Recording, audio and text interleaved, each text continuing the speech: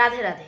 আজ কথা বলবো মোবাইল নিউমোলজি বা মোবাইল নাম্বার কম্বিনেশনসের উপরে। আজকে 3টে নাম্বার কম্বিনেশনসের উপরে কথা বলবো। প্রথম নাম্বার কম্বিনেশনস হলো 1-4 বা 4-1 কম্বিনেশন, যেটা হলো সূর্য এবং রাহুর কম্বিনেশনস।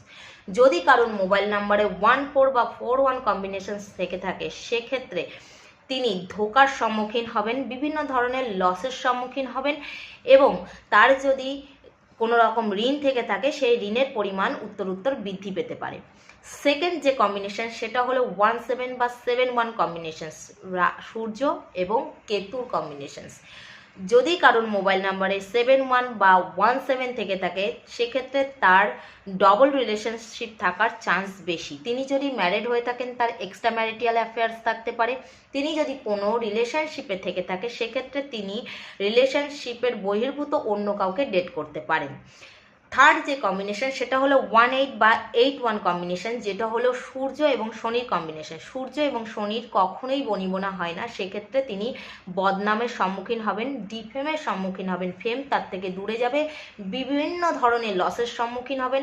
এই বিভিন্ন ধরনের লসের কারণে, বদনামের কারণে তিনি ধীরে ধীরে ডিপ্রেশনেও চলে যেতে পারেন।